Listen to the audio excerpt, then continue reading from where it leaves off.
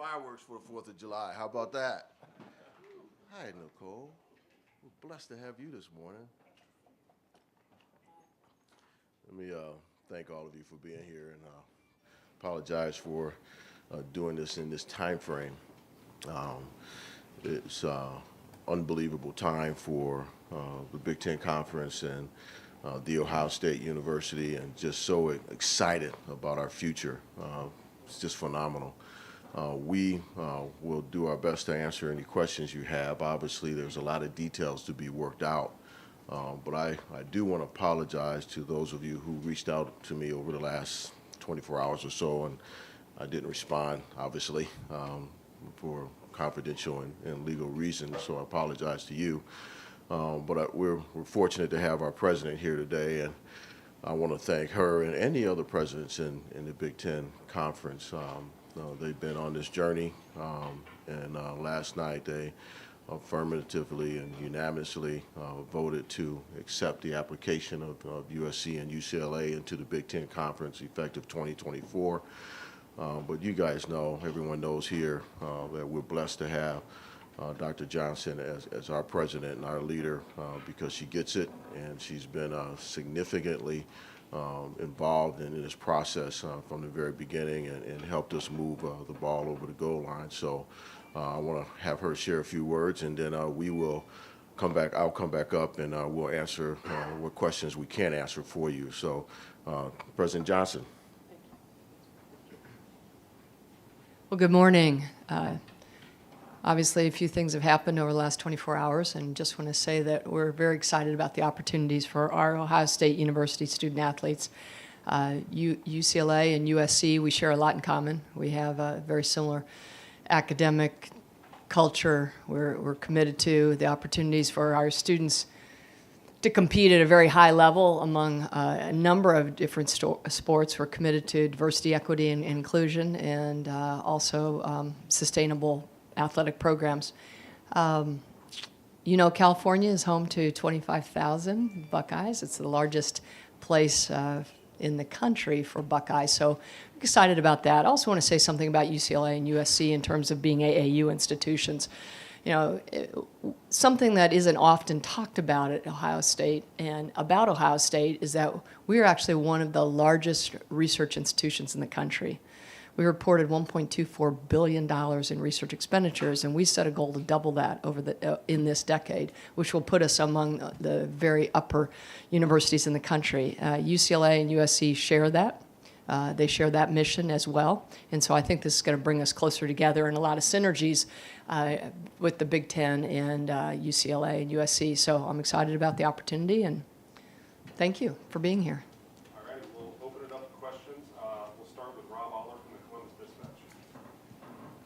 Talk us through the timeline of when you became aware of this, and just sort of how it came together from your vantage point?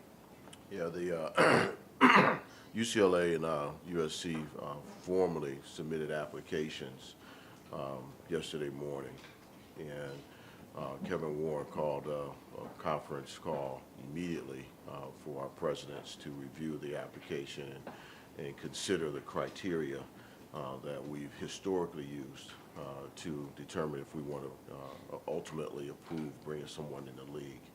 Obviously, there's been overtures over time from different schools about the Big Ten. So I can't tell you exactly, a month or a date or anything of that nature, but during our media rights negotiations, there's been some interest by a number of schools, including them, just queries. And so it really hit yesterday when we actually formally got those applications. A little closer to the mic. I'm sorry, apologize for that. We'll go in the front row to Austin Ward. Gene, I hate to immediately move past USC and UCLA to the future, but do you believe that this is it? That's the only two that need to be added? They just seem like they're out there on an island. That would be perhaps difficult and logistically challenging for them in the league if they're out there by themselves. Do you think there will be more teams added to the Big Ten, and what does this move mean for the future of college athletics? Yeah, I think obviously we're in unbelievable, crazy time with college athletics and the many moving parts and things to be decided. I wish I had a crystal ball, Austin. I really do. If you asked me this question in March of this year, I wouldn't, been able to project it. So I don't know. I really don't. Obviously, the landscape will continue to change, and who knows how. But we're really happy with this. Geographically, it seems really challenging, logistically. But when you think about it, we have a number of Olympic sports that already compete in LA or compete in Washington or compete in Texas, so they go those long distances. And the flights from Columbus to Chicago or to LA are really outstanding. So it might be more challenging for other schools in the league, but we think we can work those out. So at this point in time, to your point, your main question, I just can't speculate on that. All righty, we'll go in the front row here, Bill Rabinowitz, Columbus Dispatch. Yeah, for Dr. Johnson, you went to Stanford. You can probably, you understand the Pac-12 very well. Yep. Do you think this is the end of the Pac-12 as we know it, or where they go from here? And just kind of your thoughts on the fact that there is another set of dominoes being set off here. Well, I think as our athletic director said, it's a little early to speculate. I'd be surprised if this was the last move that's made nationally, but I think it's too early to tell right now. And just your personal thoughts on, as a Pac-12 person? Well, I was, as you said, an athlete at Stanford, and I really appreciated that opportunity, which is why I'm so passionate about the opportunities we have here at Ohio State. 36 sports and 1,000 athletes. So when we think about what those students get, I'm excited about the opportunity to have another venue for them to compete in nationally and great programs. Go to the second row right, Bill Landis from The Athletic. I suppose either of you could answer this. I'm just wondering about the appetite in the conference for expansion as a response, I suppose, to the SEC expanding. And you look at the league and how they were consolidating power. I'm sure the Big Ten wants to be involved in shaping the future of college football as much as they do. How necessary was something like this to position the Big Ten to do that? Yeah, really, Bill, great question. But we weren't doing it in response to the SEC. We were doing it for our needs. And obviously, we're in a situation now where Kevin's done a marvelous job in facilitating discussions with our television partners. And so this helps move the needle in that regard. So it had nothing to do with Texas and Oklahoma or us setting up mega conferences for the future. It was about what did the Big Ten need, and our marketing and media rights opportunities, along with the great relationship that we have with two institutions that culturally fit us, was just too good to pass up. So it's more about those things than it was about trying to compare it to the SEC and moving forward. Certainly, it sets us up for the future with the CFP and whatever emerges in that landscape. Those outcomes are real. Certainly, it aligns us more with the SEC. That's an outcome, but that wasn't a driving force, if that answers your question. All right, we'll go to the third row middle, Nathan Barrett, Cleveland.com. For either of you, it was about 10 months ago that the commissioners of the three conferences in the alliance were discussing what that meant and kind of the common thought that they all had and how that was supposed to work. And I think some months later, Gene, you came in and we're kind of talking about some of those same subjects. When did that change? Because it seems like there has been a change there, and is there enough trust for something like that to go forward now? From your perspective, from the Big Ten's side of things, when did it become more important to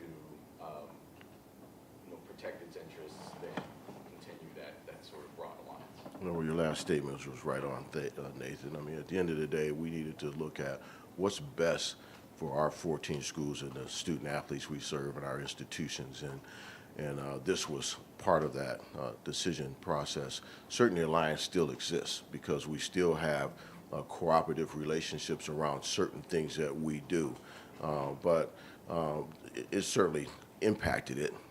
And so I can't speak to the trust yet. The fallout from this move is still fresh. And so what happens between now and the end of next week and the end of July will help determine that. But at this point in time, it's hard for me to project, that trust issue that you're talking about. I have a lot of friends and colleagues in the Pac-12. I was in the Pac-12. Conference expansion, it's been in place for years. I mean, this is not new. I was on the committee that took it from the Big 8 to the Big 12. So, when you think about all the expansion over time, the industry gets over it. They adjust, and colleagues adjust once they find their own way. So we have a lot of volatility around a number of different issues that contribute to the challenge of that trust issue that you raised. But I think it'll get back to there at some point. It just takes time, if that answers your question. All right, we'll go down to the front row. Joey Kaufman from the Columbus Dispatch. Gene, you mentioned there were schools that reached out during this round of media rights negotiations and adding schools during the negotiation. What's the effect of that on the potential media rights payouts that you could get, the financial element, and especially for schools like you guys, which are coming out of the COVID pandemic, which certainly hurt budgets and it was felt across the league? Thank you, Joy. It's hard at this point in time to really project the total impact. All we know is now we're in the top three media markets in the country, in New York and Chicago and California. So Kevin, who's done a marvelous job with this process, will continue to have discussions with our media partners throughout this month, hopefully somewhere this fall, if not by the end of the month. We'll have something determined, but it's hard to project an actual number or quantify it at this point in time. We have a number of different media partners who are very interested in some type of a relationship, and so we'll just have to see how that cascades over the next X number of weeks. Rather than a specific number, the feeling this will help. Oh, no question. Yeah, there'll be an upside. I'm sorry. Yeah, there definitely will be a significant upside. It's just hard to say what that will be, but it's major. You're picking up California and the contiguous areas. As the president shared, we have a large number of alums in that area, but as for the Big Ten Conference in our schools, that is the largest area for the Big Ten Conference. So when you think about all of our schools going out there, it's going to be major. And so really excited about that possibility, and we just have to wait and see what it comes out to be in the end. Go up to the fourth row here.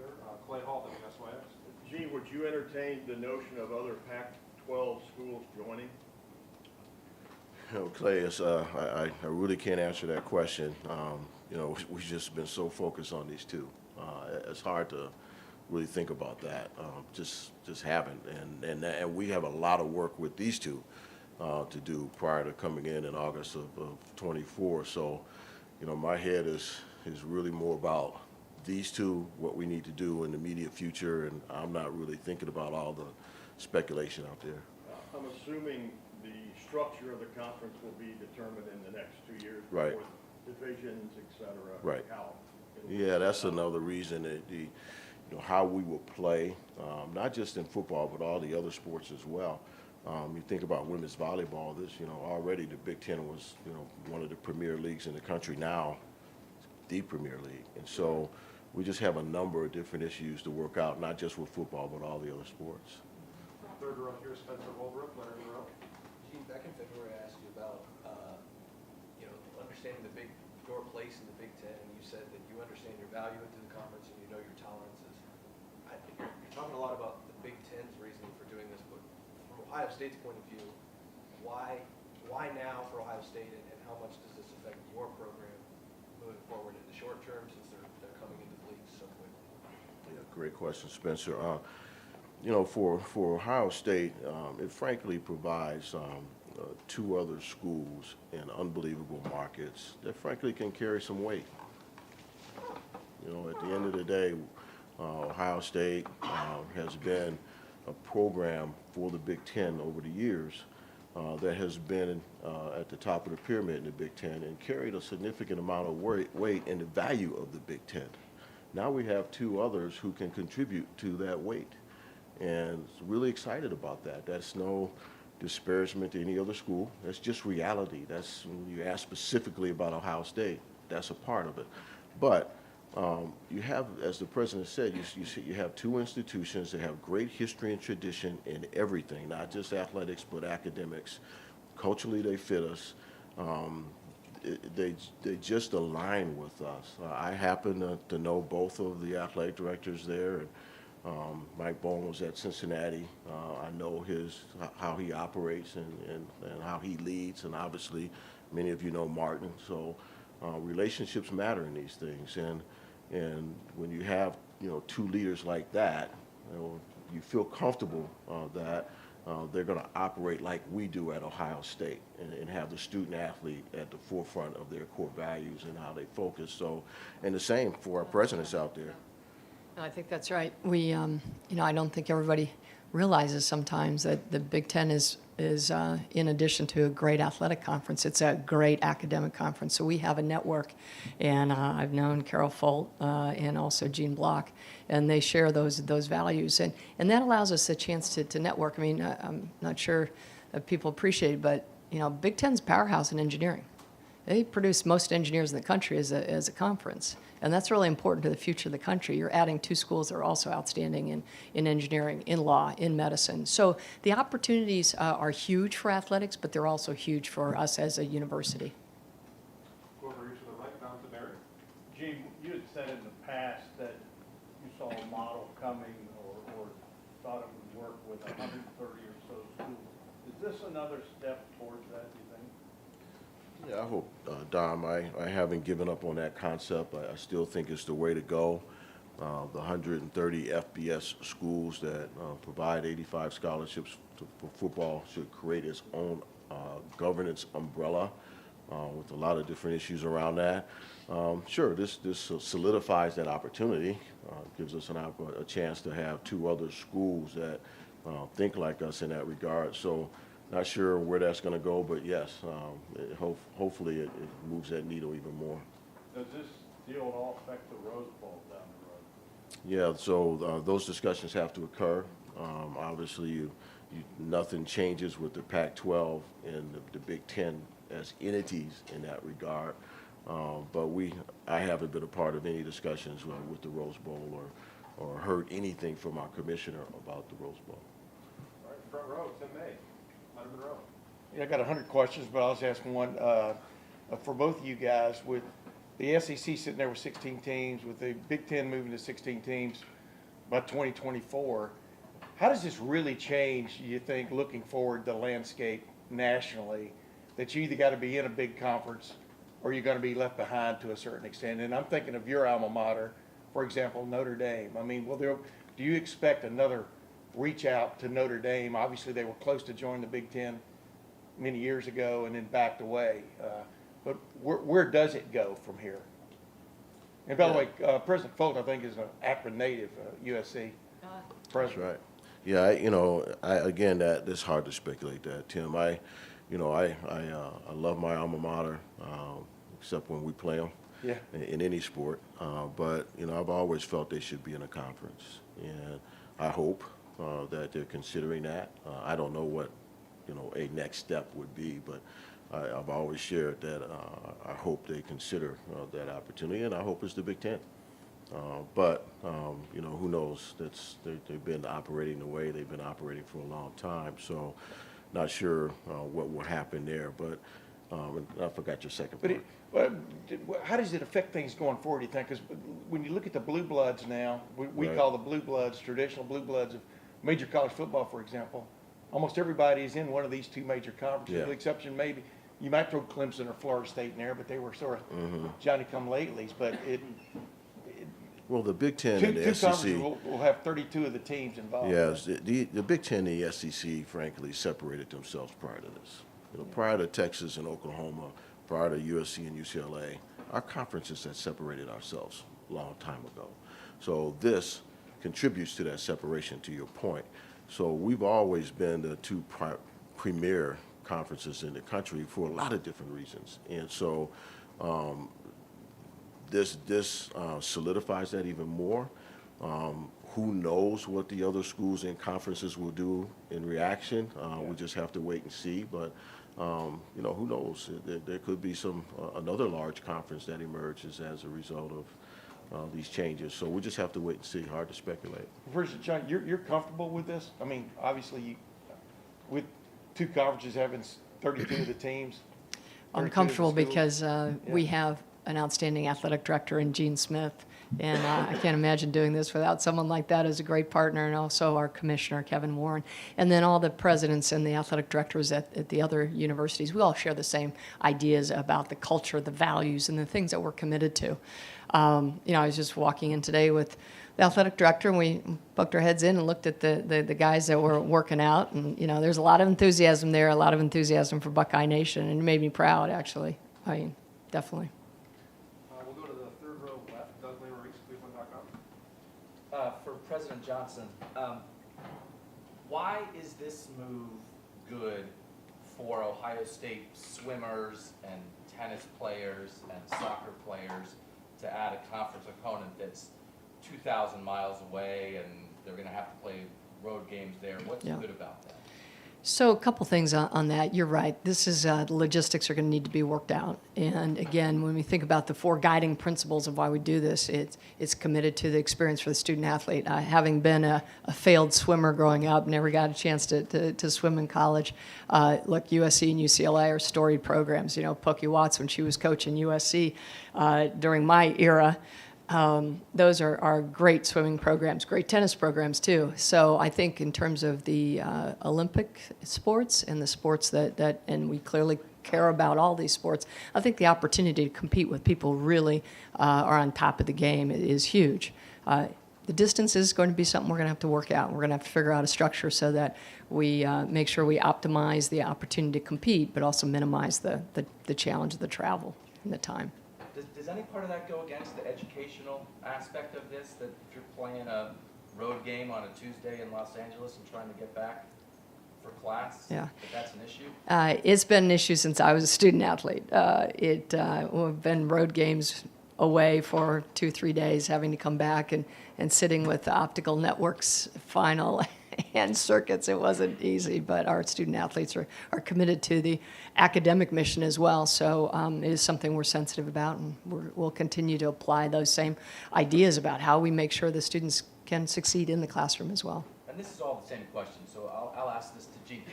Could this just be football? We know that football and the TV package is the driver of this. Why can't it just be football and let the Olympic sports be in conferences with schools nearby? Yeah, that's a great question, Doug. But for this particular situation, USC and UCLA had to really think about, if it was just football coming into the Big Ten, where would their Olympic sports play? Probably wouldn't be allowed to continue to play in the Pac-12. So at the end of the day, this made the most sense for them. But relative to your bigger model, who knows? That might be a model for the future that evolves over time.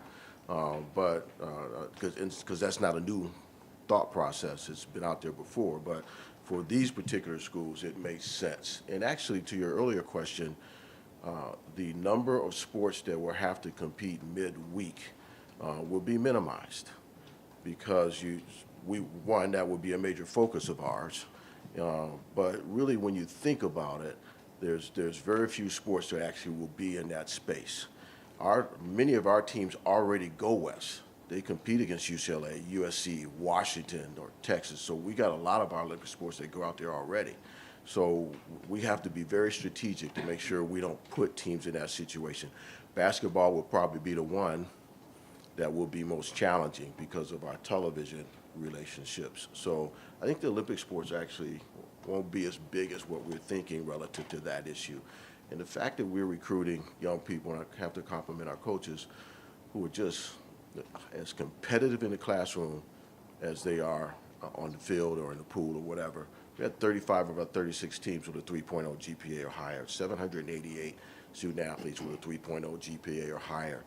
I mean, it's just, they are competitive. So I don't see this getting in the way. Frankly, and some of them, they'll be studying on that long plane and taking advantage of that time. So I just see a lot of different things that would be beneficial. I actually also see some of our student athletes who have never been to LA have an opportunity to go to the Guggenheim Museum. I mean, there's so many different things that we have to be smart about in order to take advantage of this relationship and not damage their unbelievable effort in the classroom.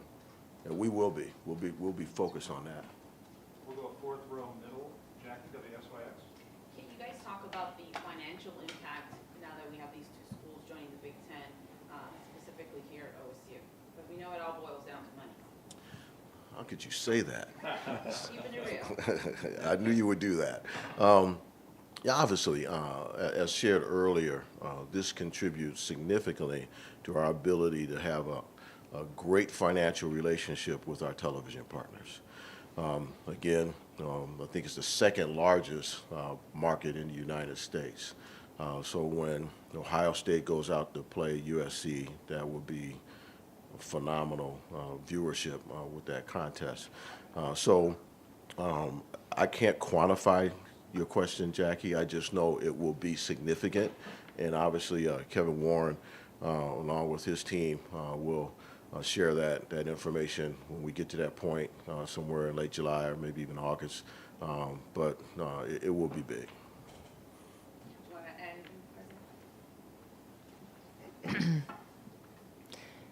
It'll be big. We got time for just a couple more. Jacob Lantern, I just want to make sure I didn't miss your hand. You're good? Okay. We'll go right here, Austin Ward. Gene, as you guys, I guess for both of you, when you're casting the vote yesterday, you guys have been around college athletics for a long time. Gene, you've been involved in both sides of those leagues. You know the tradition. You've always been a proponent of that. What were the emotions, the emotional part yesterday when that vote you cast is going to change college athletics permanently? Did you sense the significance of that historically, otherwise? What did you think when you cast the actual vote and said, this is what's going to happen? I think we understood how game-changing this is. So it wasn't taken lightly. The presidents, we had a great discussion. At the end of the day, we think this is the best thing for our student athletes.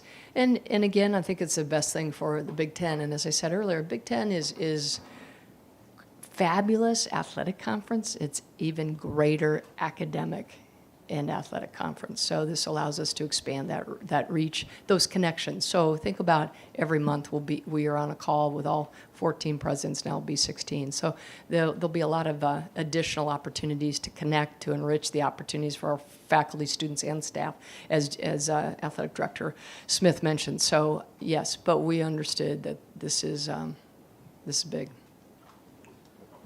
And I have to share, Austin, to your question, because really as athletic director, we're just listening, because the presidents are just having their conversation and ultimately move to their vote.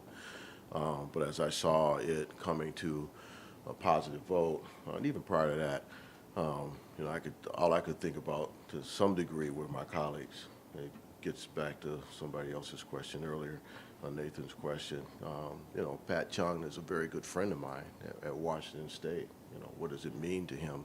Talk about that trust factor, Nathan. And Bernard Muir at Stanford was a personal friend of mine. So I was mentally, as they're going through that conversation, I'm thinking about, okay, what's happening to my colleagues, Jen Cohen at Washington, who's just a phenomenal leader. So that's a very good question. It got a little personal for me in a moment of time as I was listening to their conversation. All right, we got time for two more question askers, so we'll go to Pete from Lettermen Row. For either one of you, I mean, today's July 1st, it's the first year anniversary of NIL, and we're talking about TV money, and there's going to be bigger payouts for these schools. Are we headed towards a place where athletes get a share of this television money? Or is this fast-tracking that? And are we headed towards collective bargaining or unionization? I think they're two separate issues. They are connected in a way. They will be connected, and there'll be things that we have to consider as the presidents and athletic directors. But I do see them as two separate issues. And then finally, wrapping up with Bill Rabinowitz, Women's Dispatch. Gene, I'm assuming coaches about this? What's been their reaction? I mean, Ryan Day's mentor is Chip Kelly. Yeah. I mean, just what's been the reaction of your coaches in terms of what this means for their teams? Yeah, I've only talked to a few of them. I actually have a Zoom with them after this to talk more. We were obviously restricted as far as communication and confidentiality and those type of things. So I have a Zoom right after this with all the coaches. But I did talk to Ryan, and he's very supportive of this. He's excited about it. Chris Holtman, he's excited about it. So they see the vision here. They understand it, and they know, they're worried about what's in front of them. 24 is a long ways away for them, and so, but the prospect of those two schools in our league, they're really excited about it. Where's the beach volleyball court Really quick. gonna be put The in? Tim May Beach Volleyball Yeah, Court. yeah. That's as soon as you write that check, we'll put it in place.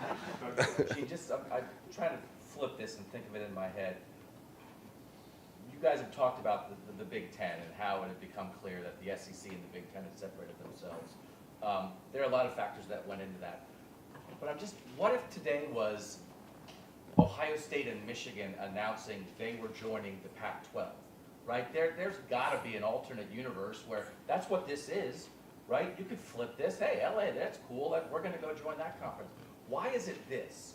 Why is it that you guys are staying here, the Big Ten is staying and adding? Why are we not in the world where Ohio State's leaving with a partner and going somebody else? Why do we get to this spot? Well, the Big Ten to Ohio State and Michigan, the tradition, the history, the relationships, and what we've accomplished thus far is solid. Technically, we didn't have to do anything because what we're doing is good.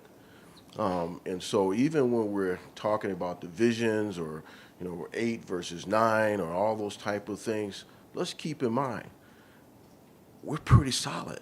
The people, some of you were here when we started the Big Ten Network, and we didn't have full coverage in Ohio.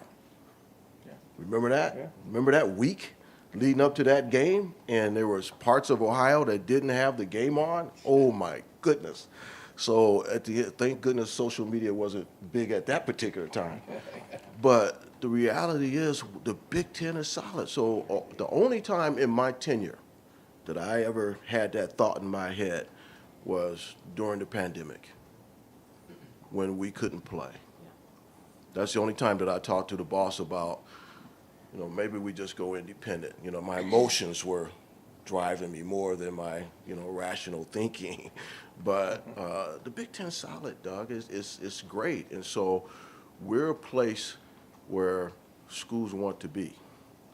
And so bringing them in strengthens the Big Ten for all the reasons we talked about. And there's no reason for, in my view, for Team Up North or us or Wisconsin or anybody to think about leaving something that is very strong. We just made it stronger. And so I get excited about the possibility in 24. But to your question, in my 17 and a half years here, it's only been one time we thought about, okay, let's go independent and we'll see if we can get our own deal and do that world. So. Can I follow up on that just for a minute? That last you're feeling? Seconds. Well, and you weren't alone. Yeah, I wasn't alone. I talked to her about it. But I want to come back and say something about the what's happened. This was something UCLA and USC approached us. And as our athletic director said, this is a really solid, stellar conference. It's something also, I want to step back for a minute and think about where the future of the country is going. We know a lot about Intel investing in Central Ohio, in Silicon Heartland. It is really important for the future of the country that the Midwest step up and continue to be an innovative engine.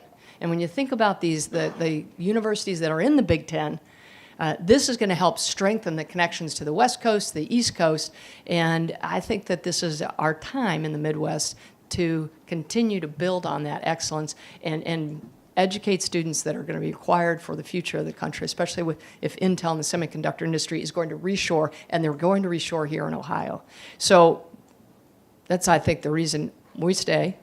Always, we've got the conference. They want to join us. We're excited about that opportunity.